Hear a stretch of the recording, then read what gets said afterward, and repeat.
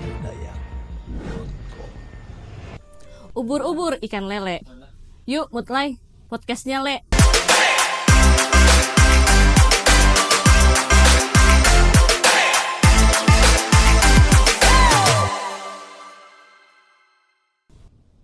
Assalamualaikum warahmatullahi wabarakatuh. Kembali lagi bersama saya Fitria dalam podcast halodayak.com.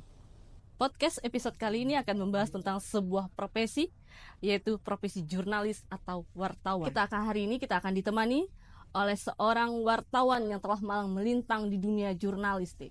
Mari kita sambut bersama, ini adalah Rangga Andika. Halo Bang, Halo, selamat datang. makasih. Silakan duduk. Terima kasih. Oke. Baik, gimana kabarnya Bang Rangga? Alhamdulillah sampai hari ini alhamdulillah masih sehat-sehat, baik terus. Gimana aktivitasnya akhir-akhir ini?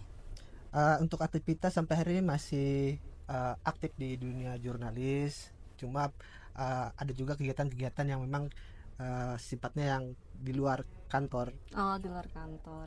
Baik. Desnya di mana ya Bang? Kira-kira kan sudah jadi wartawan nih. Desnya di mana masih jadi aktivitas jadi wartawan nih? Saya aktifnya untuk selama jadi jurnalis lebih banyak menghabiskan kegiatan liputan yang bersifatnya ke hukum dan peristiwa. Cuma kadang-kadang ada di desk olahraga, terkadang juga di pemerintahan, politik dan sebagainya. Oke nih, sebelum kita tanya lebih dalam nih tentang Bang Rangga dan pengalaman malang melintangnya di dunia jurnalistik, kita tanya dulu, Bang, menurut Abang apa sih wartawan atau jurnalis itu seperti apa? Secara pengalaman pribadi, kalau setahu saya sendiri, jurnalis ini sebenarnya lebih dari sebuah profesi sebenarnya.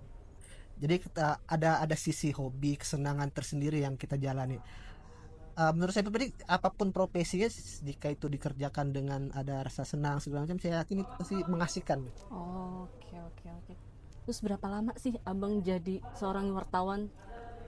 Alhamdulillah, saya jadi wartawan pertama kali di tahun 2008,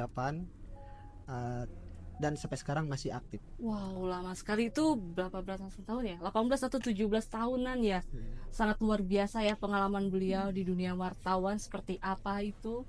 Bagaimana nih, kita belum tanya nih suka duka beliau sebagai wartawan itu seperti apa di dunia selama berapa 17 tahun. Gimana Bang suka dukanya jadi wartawan? Sepanjang jadi wartawan memang banyak sekali suka dukanya, terlebih apalagi kawan-kawan itu yang menghadapi tantangan sulit di lapangan. Jadi setiap wartawan itu tidak mungkin kan yang selalu pekerjaannya selalu mudah, lancar dan segala macam. Oke, yang tantangan tersulitnya seperti apa Bang? Misalnya kan di lapangan tadi Bang bilang ada tantangan sulitnya, itu seperti apa? Contohnya? Salah satu kesulitannya itu yang biasanya sering kawan-kawan hadapi itu apabila kita untuk menemui narasumber yang sangat sulit. Terkadang narasumber ada mungkin tidak bisa ditemui dengan berbagai alasan. Salah satunya seperti itu. Seperti proper nelpon ada ya begitu ya? Ya, proper nelpon, padahal nggak nelpon beneran. Ya. Aduh, mohon maaf deh kalau seperti itu wartawan. Ya, oke, lalu Abang ini udah 17 tahun nih di dunia wartawan.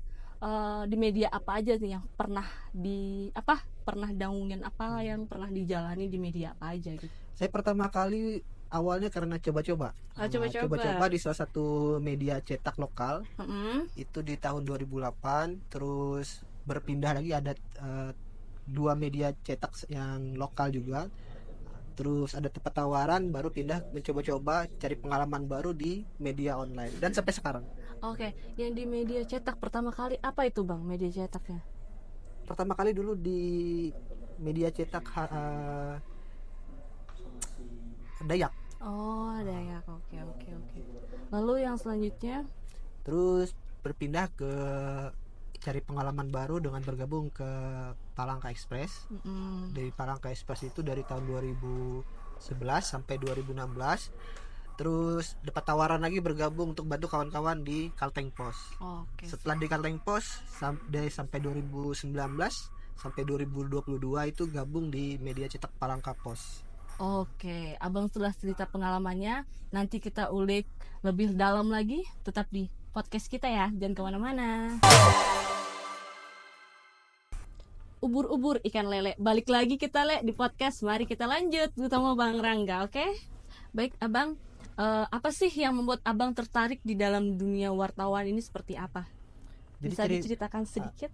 jadi ceritanya dulu bisa dibilang terjebak karena dari tahun 2008 itu sebenarnya masih menempuh jalur kuliah pendidikan, cuma kebanyakan banyak waktu senggang. Nah, jadi mencari info sama kawan-kawan, nyari lowongan pekerjaan, dan kebetulan ada tawaran jadi wartawan. Nah, akhirnya coba-coba tertarik untuk belajar nyoba itu. Oh gitu.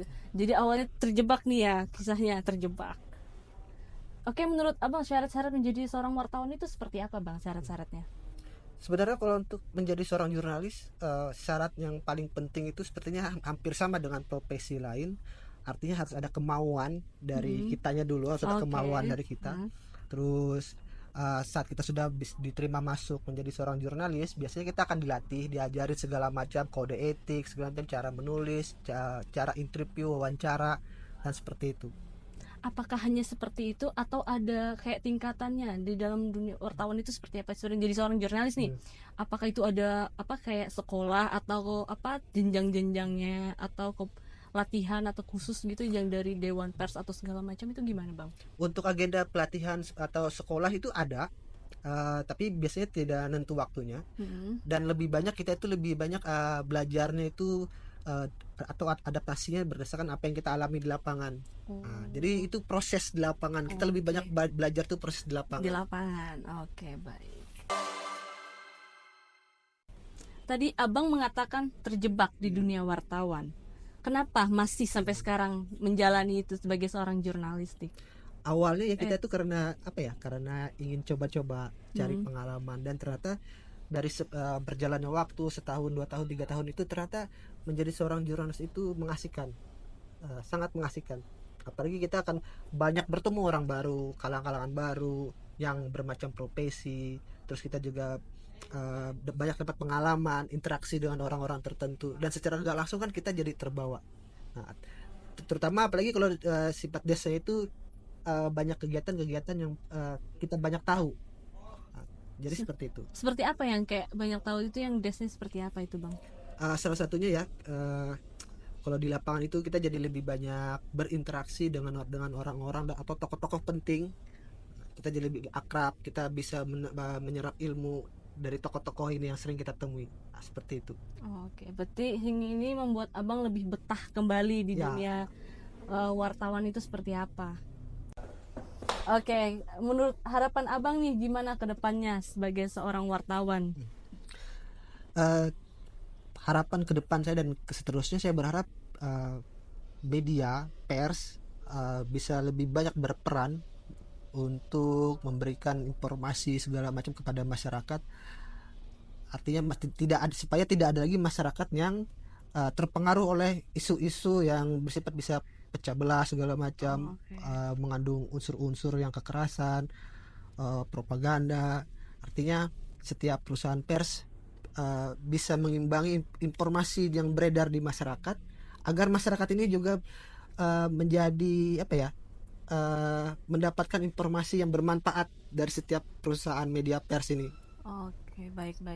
Lalu bagaimana pesan abang kepada teman-teman jurnalistik di luar sana ataupun wartawan, atau yang mau bergabung jadi wartawan itu seperti apa? Dari abang sendiri gimana? Pertama saya ingin bilang begini, dulu saya sering bilang ke kawan-kawan bahwa menjadi seorang jurnalis itu istilahnya seperti profesi yang sangat menyenangkan.